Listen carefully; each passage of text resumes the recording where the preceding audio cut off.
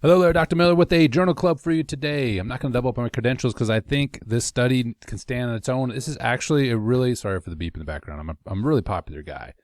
All these videos I'm making, I got, at the time of this video, 265 subs. That's huge, man. I'm getting all kinds of requests to speak at events. Remember, I need to get to 1,000 subs, though. That's the Lambo lifestyle, because then I get monetized and I get Lambos. Just one to start with, but one of you had mentioned maybe... could you ride in a Lambo? I don't mind borrowing. Like, if you want to borrow the Lambo, just don't scratch the paint. That's all I care about. Okay? And if you spill anything in it, clean it up. All right? I'll share the Lambo. So I guess when I say let's get to 1,000 subs together, you have some investment now because the Lambo could be borrowed. All right? So subscribe to my channel if you haven't already, because that's what I'm chasing is the Lambo. And like this video. I think you're going to like this study. I really do, for a lot of reasons. I'm pretty excited about this study. Like, that sounds kind of weird, but that's just, I'm kind of a dork. Like, if I wouldn't have this bigger body, I probably would have just been a total dork, right? And been completely happy with that. I don't mean that in a derogatory way. Like, I would have been just a happy science nerd my whole life. Just so happens that I could pick up heavy things and put them down, too. So, anyway, enough about me. Be sure to check out my library of other stuff, too. Probably more organized thoughts than these. Well, probably not. If you've been watching my videos, you probably know that's not true. Let's get into this journal, though. I'm kind of pumped about it. This study's from the journal Strengthening and Conditioning Research, like most of them are. It's called Does Varying Repetition Tempo in a Single Joint Lower Body Exercise Augment Muscle Size and Strength in Resistance Trained Men by Pearson et al. Now, that mouthful of title just says, if you lift at a normal tempo versus a slow tempo, do your muscles get bigger and stronger? There you go. Now, obviously using a single joint exercise. Now, the implications of this, I was reading through this, I'm like, it makes sense on a lot of levels. Let me preface this before I just jump into the study. The study's pretty straightforward. It's good. I enjoyed this study. Like you enjoy a good novel. I enjoyed this. This was a nice wine. It went really well with dinner tonight. Okay. Let me preface this though. The way to get muscle damage, if you want to really damage muscles to the point where you're sore, is to stretch them under tension, right? I mean, if you think about somebody who's just starting out, the way to really get DOMs cooking is if you haven't done anything for a while or somebody's never been training, and then do something like do some plyos, and I'm not talking about jumping up to the box, I'm just saying jump down from the box or run downhill, right? These are all activities in which the muscles are lengthened under tension, what we call eccentric, right? Now, not only is the eccentric portion beneficial in terms if you want muscle damage, if you want it to grow, but the rate in which it moves as well. So if it's a slow velocity activity, you can develop a lot of forces. So like a negative on like a bench, right? I'm just going to use a bench for example. If you put 105% of your bench on the bar of your 1RM, you can lower it to your chest and you better have somebody to help you get it off. But you would lower that under control, okay? If the load was so heavy though, it was like say 115% of your max, you wouldn't be able to resist that load. It would be moving faster. Now you can resist it, but the velocity of the barbell would be increasing. What's happening there is your muscles are still under tension. The load is too heavy, and you'll get some of what's called the Golgi tendon organ to kick on and shut down the muscle. But it still will be getting stretched under tension. It just gets stretched rapidly. And so if you really want to damage muscles and potentially hurt yourself, so I'm not advocating doing this on purpose all the time and not in an uncontrolled situation, is if you wanted to make this extreme, it would be to rapidly stretch the muscles under tension. Now, that was for growth. Okay, let me put this into something a little more practical rather than getting in a bar and doing something stupid like with a bench press. But 130% of your max and watch it split your ribs open. No, what I'm saying is the vastus medialis, the muscle of your quad that's on the medial side. So closest, right, when the knees are together, the inside of the knees, okay, the middle of your body. That's the teardrop muscle, right? Everybody talks about. I gotta get the teardrop. And I'll try to put some pictures as I'm doing this. I'm trying to be fancy now, because I'm trying to get that Lambo. So I'm going to try to put pictures in and put some videos in. I'm going to talk about a W squat in a second too. I'll put a little video overlaid here so you can see what I'm talking about. But that teardrop muscle is often a muscle that is lost when somebody has an ACL or something. That hypertrophy, the size of that muscle, the cross-section area of that muscle is typically lost. It takes a longer time to regain. Well, we'll see in this study that muscle, that medialis muscle, it tends to be, because of its construction, because of, like there's 4 muscles, they have different muscle bellies. The muscle belly of that muscle is distal. And so it's going to get stretched more so when you're in deep knee flexion. If you've ever seen Olympic style weightlifters, they have huge proportionally to other athletes, they have pretty good sized, right, vastus medialis. Like rowers have the same thing. Well, think about the common thread between those two is they come into deep knee flexion under velocity. So like if you think about Olympic style weightlifter catching a clean or a typical squat that Olympic style weightlifter will perform, it's more of a bounce action, right? It's not a controlled, like a power lifter, boom, and then boom means I hit parallel. Don't you say boom when you hit parallel? You hit parallel and then you come up under control. Well, you don't really ever stretch that quad muscle, like not in a rapid sense. So you're stretching it, but it's not under a rapid situation, like a bounce would happen in weightlifting or a clean and so forth. It's not as dynamic of a movement. A rower comes into the catch, as they if you're on an erg, right, a rowing erg, and you slide in and you get that deep knee flexioning. I mean, you're coming in there with a little bit of velocity, right, and you're stretching that quadricep muscle. So it's not only under tension, but it's also under velocity, right? Increased velocity more than usual. And so I'm thinking, I was thinking about this. I was reading this, and like, yeah, that makes sense, right? I mean, it's the velocity, eccentric velocity that really generates growth in that muscle and that deep knee flexion. But also when you bounce it out of there too, you're getting into deep knee flexion. So we could say maybe it's just the deep knee flexion that does it. I think velocity has something to do with it as well.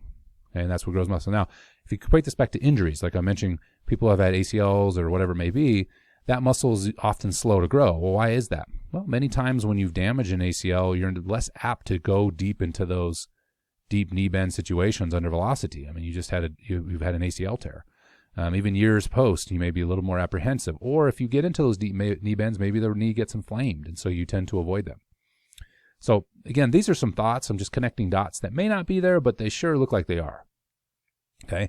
What this could translate to then is not only just hypertrophy to look super jacked and awesome, but what about rehab? Like if somebody was rehabbing their leg, can we devise, and I don't know if we can, maybe it's a banded leg extension and with a controlled range of motion, so we're not getting too deep of range of motion where you're starting to get inflammation of the knee, where that can rebuild that vastus medialis rather than just strength training alone, right? Actual plyo training, but maybe done in more of a controlled situation. I think rehab is done poorly. It's changing, but where it used to be gain range of motion, some stability, high rep stuff, and then jump into plyometric training for athletes. Like, whoa, we missed one big step. It's called strength. So I'm not advocating that this will be done immediately, but maybe looking at more loaded, high velocity movements rather than just body weight, maybe even something beyond that. All right, I was just thinking out loud. I was reading this as like, all these dots seem to come together. That maybe they do, maybe they don't. Maybe I'm full of a poo-poo, which is entirely possible. But I will be driving a Lambo eventually. So there's a lot of guys full of poo-poo that drive Lambos. So I'm thinking I'd be in good company.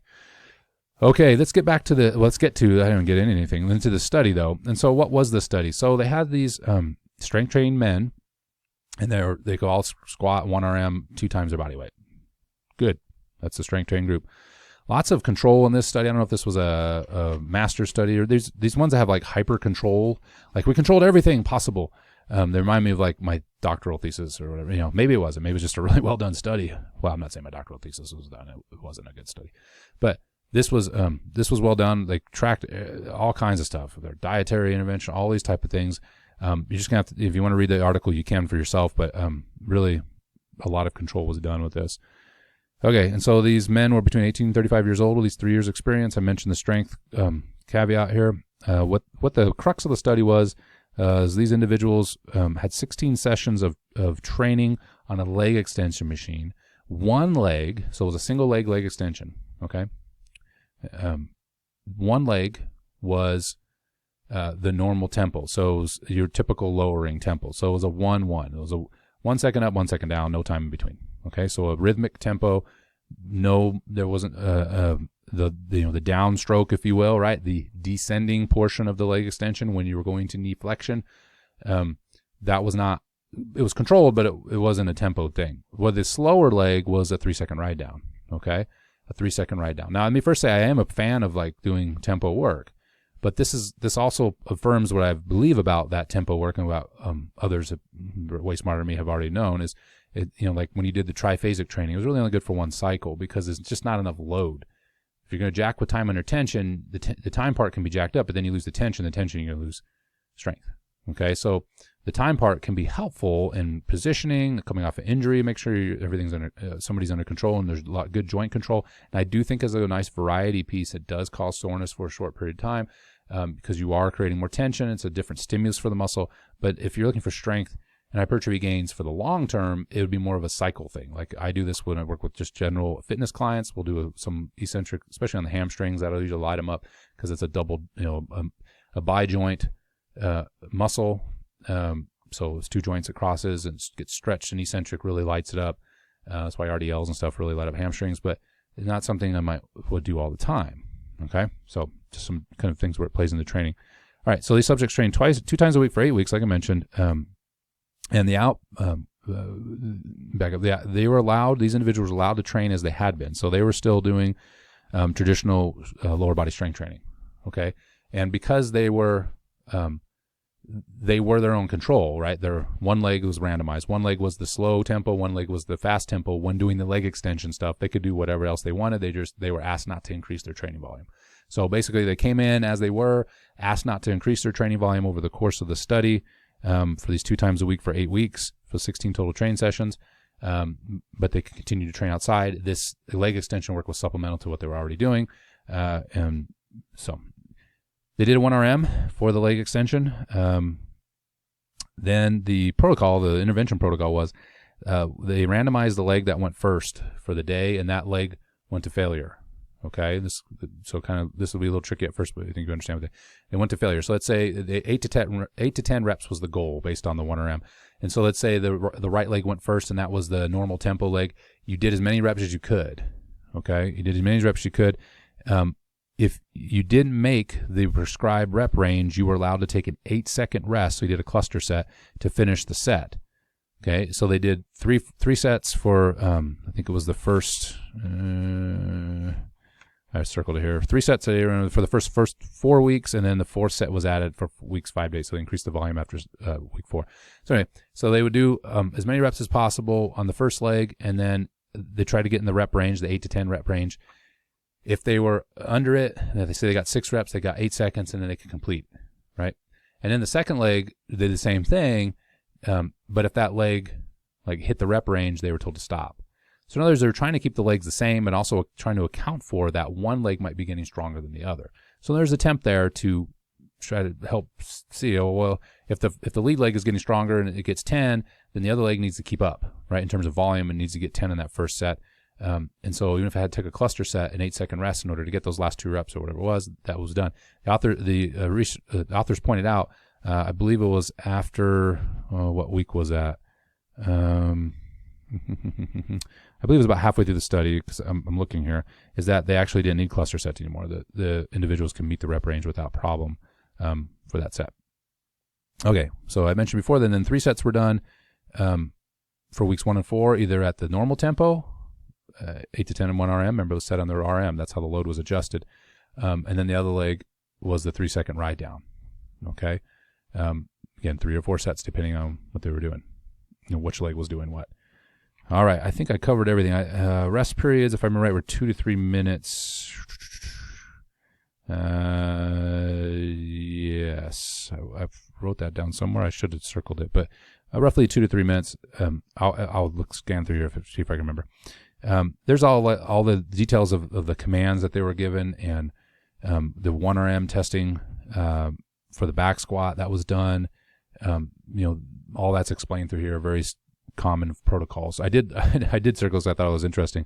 When the knee extension was done, knee extension was closely supervised by 2 researchers using a critical eye to ensure full range of motion for each repetition. Critical eye. I'm not making fun of it. I just think I get it. I understand. You were trying to say they were paying attention. They weren't just like, they were standing there and some guy was counting reps. But they were using a critical eye. How do you objectify a critical eye? Okay, sorry. I thought it was funny. You probably don't think it's funny. And that was during the 1RM testing. Subjects had 5 attempts to choose a 1RM with the leg extension and so forth. I'm not going to go through all that. I was satisfied with what they tried to do in terms of setting the 1RM. I get what they're trying to do. And you don't take my word for it, though. Go read the study yourself. All right, outcomes. Okay, what was the outcome? What was the dependent variables? What were they trying to test? So that was the protocol. We're going to do this for 8 weeks, so on and so forth. Well, the outcome, was, one, they track volume of load, of course, to make sure that was about the same. That was the whole purpose of the rep range. In other words, we keep the volume the same. You don't want volume to be a driver of change. You want the tempo to be the driver change. So you got to eliminate volume by making sure the volume load was the same between the two groups, and it was. The rating of perceived exertion, so RPE, they wanted to see which one felt worse for the participants, and not surprising that the slow group was significantly harder. Right, the 3-second ride down group was significantly harder than the fast group. Okay, and look like RPE around a 7 for the slow group, and it was around around a 8.5, excuse me, for the slow group, and around an 8 for the fast. But that was statistically significant. So there was a perceived feel of one being more different than the other, which makes sense. I mean, if you're doing a slower tempo, it's going to hurt more. I mean, it's done tempo training, no, it hurts a lot more. So the volume was the same. So you can imagine it's, when you typically do ride downs, something might be a 6-rep set versus a 10-rep, but these participants were doing the same amount of volume with the ride down. So that's tough. All right.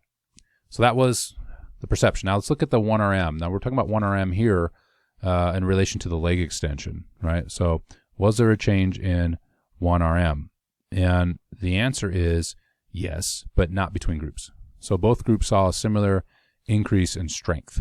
Okay, so the fast group was 53.5 was a starting kilogram, and the slow group was 53.9, so really close to one another. Now I will say the slow group saw I'm going to use the word a little bit of a difference in change as compared to the other, the normal pace group. Okay, and so while both gained strength significantly, the slow group went up to 65.7 and the fast group went to 62.6. So roughly a 3 kilo difference when they started, roughly the same, a 3 kilo difference with the slower group. Okay, that could be because of the more time under tension. All right, now it could be a nothing burger too. It could be, it's not statistically significant. It's like 3 kilos. Maybe somebody adapted faster in the group. Hard to say. So it's just of interest. It was not statistically significant. Now, that was the strength strength portion. And what was of interest really in the study was the hypertrophy. How big did the muscles get? So strength matter, yeah, that's important. But what about hypertrophy? What about regaining that muscle thickness? Or if maybe even you think, well, more hypertrophy, more strength, true. But over time, maybe the hypertrophy does show up as more strength, and it didn't show up in this study. I'm just hypothesizing here. What I'm getting at, like trying to, if somebody had that knee injury and they're trying to rebuild that vastus medialis, right? Maybe this will be a good strategy to do so. All right, so sorry about that. So let's look at what was done to measure hypertrophy. And what the researchers did using what is very common now is to do a scan to look at the actual muscle size via ultrasound, as they looked at the femur at 40% of length and then at 60%. So the 60%, what that means is just more distal, right? So further down, closer to the knee. The proximal was closer to the hip. Okay, and so they're just, in that, as you go more distal, you're going to get more of that vastus medialis. Okay, because the muscle belly is lower on the thigh. Where if you go more proximal, okay, you're going to get less of that muscle, but look more of the rectus femoris lateralis, right? And the little one underneath that nobody talks about. So just keep that in mind. So the more distal you're going, you're going to be talking more about that vastus medialis, that teardrop muscle. Okay, and what was the outcome then of muscle hypertrophy? Well, in the proximal group, there really wasn't much of a change. In other words, the more, the vastus lateralis, rectus femoris, kind of that muscle belly area, doesn't mean the muscle doesn't extend further in the distal area, but in that area, there wasn't any change, significant change. In fact, almost exactly the same between groups. The effect size and change was 0.2, which is borderline trivial as well. Okay, so it was statistically significant, but not, the effect size wasn't meaningful. So like 0.8 is a pretty cool effect, right? Some people call that moderate. I would maybe call it moderate to large. 0.2, 0.3, anything in there is usually considered kind of trivial. In other words, it doesn't really matter that much.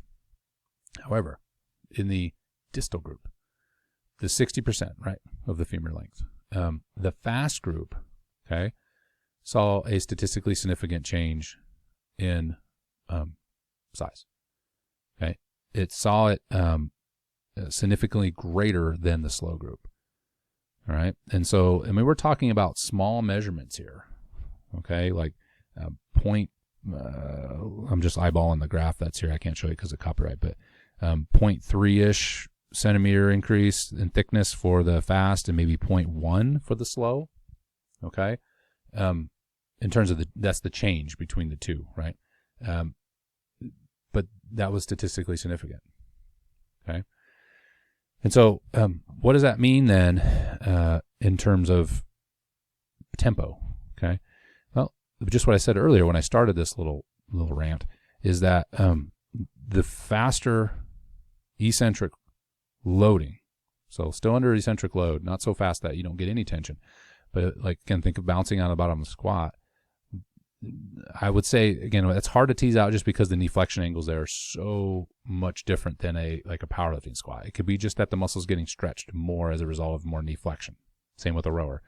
But I do think there's something, it may not be all contributed to this rapid stretch, but I think there's something going on here, and this study would seem to confirm this. And this wasn't even, I mean, in this study, the knee flexion, right, how far they went down was the same between the legs. So it wasn't like one was getting more knee flexion than the other. So this is hypothetically just the rate of stretch.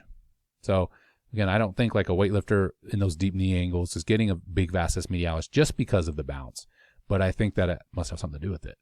Okay, and it makes sense when you just look at basic muscle physiology, and this study kind of confirms that as well, is that the rate of stretch is also going to be important.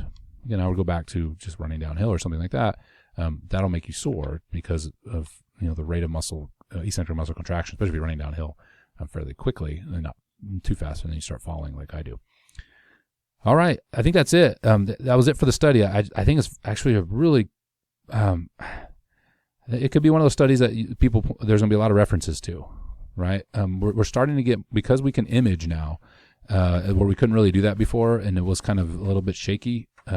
Because the imaging is so much better now, you're going to get more of these studies that I've had interest in this for a long time, is looking at how muscles themselves adapt. Like, does the muscle adapt uniformly across its whole length? And it appears the answer is, it depends. It depends on what kind of exercise you're doing. It depends on the speed in which the muscle contraction is going. It depends on the muscle's architecture, right? Whether you get different hypertrophy associated with different exercises and so forth. Okay, and this has been stuff that the bros, and I would call myself a bro, have been talking about for years, right? Getting your biceps peak, or what, and hitting that little bit extra on the quad, or whatever it is. It's been around for a while, and there's probably something to it. I mean, just by basic observation and noticing, hey, I'm getting more muscle gain in this area as a result of this exercise, or I'm getting sorer. Even if that's not a direct marker of muscle growth, it's still a measure of muscle damage. And so if you're doing something that's damaging muscles like that, then it's probably a good sign that it's getting trained a little differently, and with that exercise or with that tempo. So interesting stuff. Hope you found it valuable. Again, subscribe to my channel if you haven't already, and I'll see you in the next one.